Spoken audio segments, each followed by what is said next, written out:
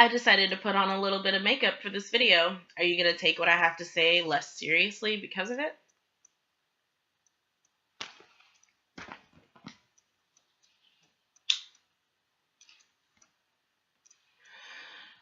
So occasionally I like to go down what I lovingly call the rabbit hole of YouTube. And if you're not familiar with the rabbit hole of YouTube, it's where you go with one specific genre of video or one specific video topic, and then you just watch all the videos that have ever been made on that topic ever. So what I recently did was watch like several years worth of videos from metal YouTubers.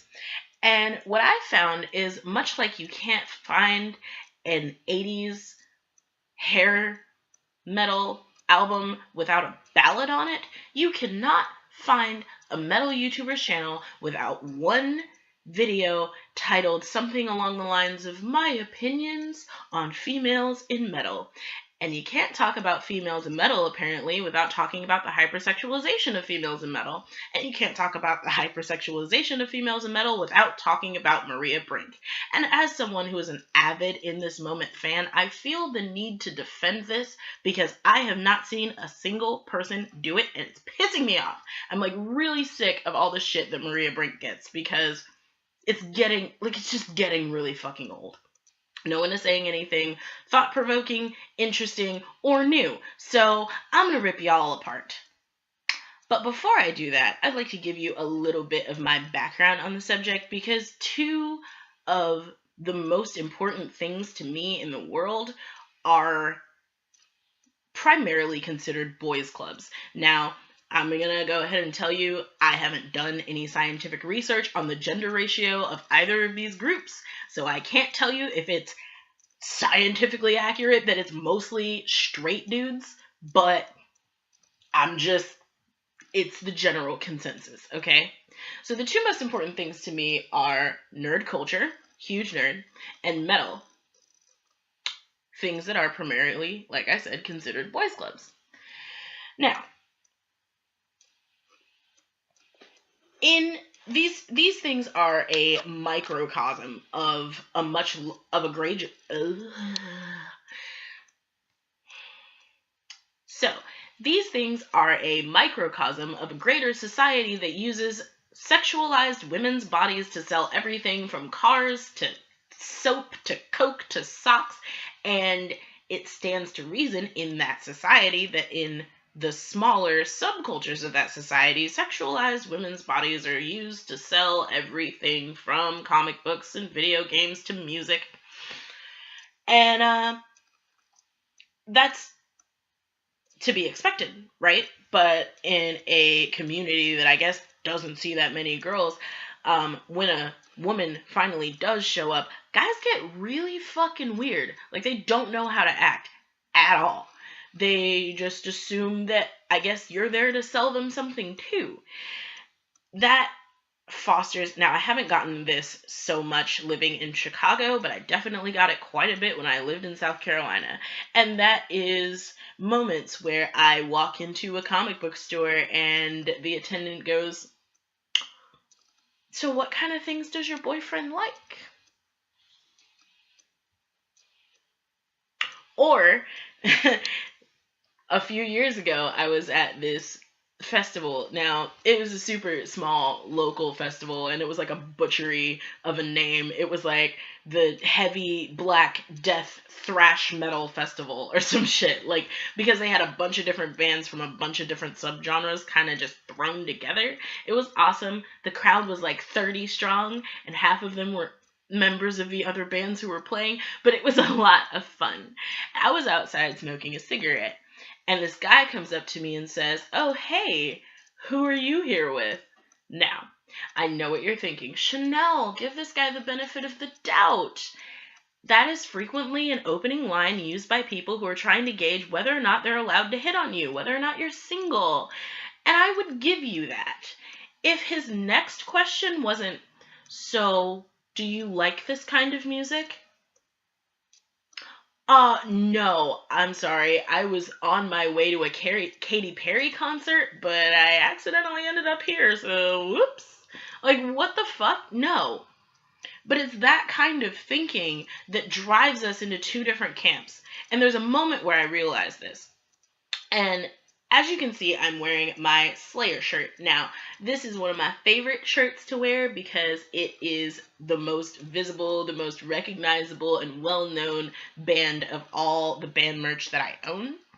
So, without a doubt, anytime I step out of the house in this shirt, there's always some other metalhead walking down the street, casually minding their own business till they see this face and this shirt, and they throw the horns, and they're like, fucking Slayer! And I'm like, yeah! And it's just great. It's just a really nice moment that warms my little metalhead heart. Now, when I originally got this shirt, I did not cut it up. I didn't cut it up for a few months. And that's just because I didn't have the materials to do it. But generally speaking, I don't like crew necks. I don't like there being fabric here. You will find the shirts and dresses and stuff in my wardrobe that aren't band t-shirts also don't have any fabric up here because I just really don't like it.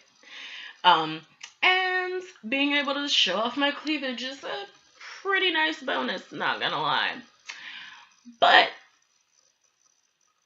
I digress.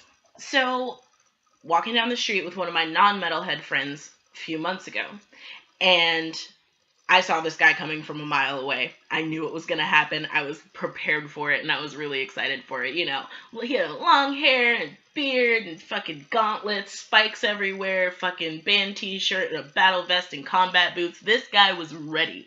He was metalhead ready. Like, I knew it was happening. Comes by, sure enough, throws the horns at me. We have the exchange. It's fucking awesome.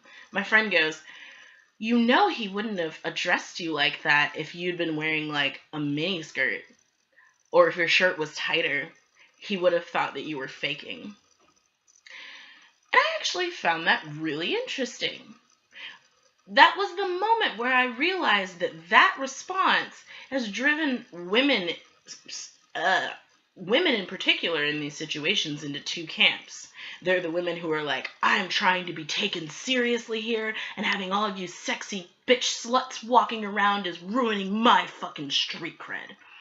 And then there are the women like me who like being pretty and like being attractive and like being sexy. I like showing off my cleavage. It's fun for me. I enjoy the look. I like admiring myself in storefront windows and going, damn girl, you sexy.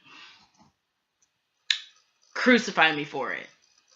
But that doesn't make me less of a metalhead. I can be wearing a miniskirt and still like Slayer. What? That is the biggest load of bullshit I have ever heard, and everyone buys into it. And why? What is wrong with you? So, that being said, let's talk about this Maria Brink shit. There are two options here. Either A, she's using her body to sell her band, or B, she isn't. And if she isn't, and she's just doing whatever the fuck she wants to do, much like I am, A, how the fuck does that hurt you? B, what business is it of yours? And C, honestly, I can't think of anything more metal than that. Then doing whatever the fuck you want to do, fuck what everybody else thinks. But let's dive into the idea that she is using sex to sell her band. Now, there's a really easy way to keep this from ever happening.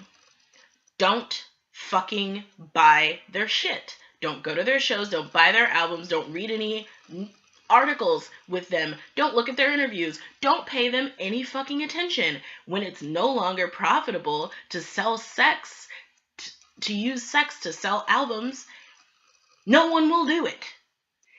But obviously, it worked. So maybe don't be mad at them and be mad at the people who buy that shit. I don't know. I watched a video recently. Like the most recent video that I watched on the topic was from this guy called like the Metal Monster or something like that. I don't remember his name.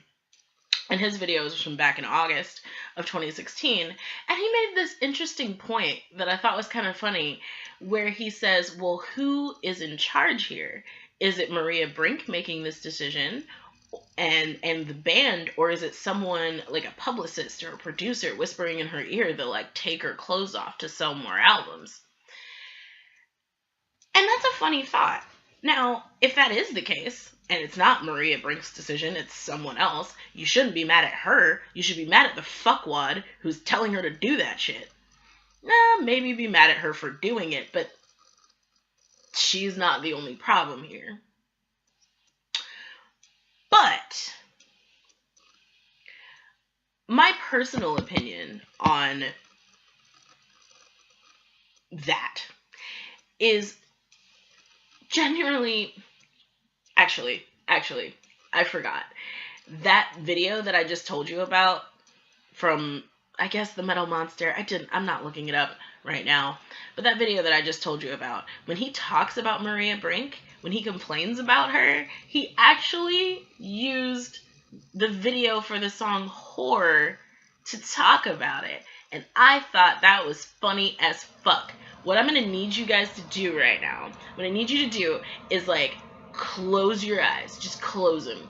Ignore the blonde hair and the face and the boobs. Ignore what Maria Brink looks like and just listen to the words of that song, because she is literally talking shit about the very thing that you just used that song to complain about. And that, my friends, is what irony looks like, and it's funny as fuck.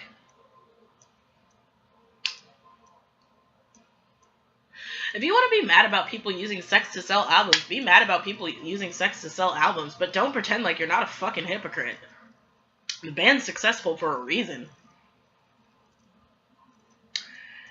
Now, my personal opinion on it is I think it's a bit of both.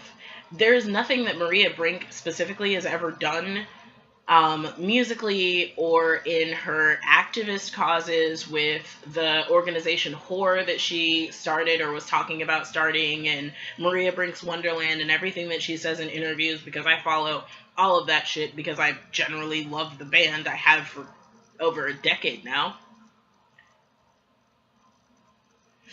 And, well, has it been a decade yet? I think it's been a decade. But anyway, I've loved the band for a while, is what I'm saying. And from everything that I've seen of her, she's a very, like, empowered person. She uses her platform to encourage and to take back and to encourage people to not give a fuck what other people think. And she is all about, like, female empowerment, which is awesome. So that really gives me no reason to assume that she would be taking orders from anyone or doing anything that she didn't personally want to do. Not to mention the fact that she has a kid, a son who's, I don't know, late teens, I think, old enough to understand that his mom's, like, gyrating on stage. So, again, it would be incentive to not do that if you didn't actually want to. You know what I mean? So, I think, yes, she's definitely doing whatever the fuck she wants to do, but I also think that, like, I'm sure she knows it helps album sales. And to the people who are like, well, you know, they've only got this far because of her and because she's a shitty singer, or their music is shitty, or you just hate in this moment in general, that's fine. Hate in this moment all you want, but, like, go hate them over there, preferably the fuck away from me, because I don't fully understand why you're in this conversation at all. Like, because it literally has nothing to do with you. I don't know. Tell me what you guys think in the comment section below. You will also find my social media in the description, and I'll probably link to a few of the videos that I just talked about, and you guys can form your own opinions. So, until next time, bye.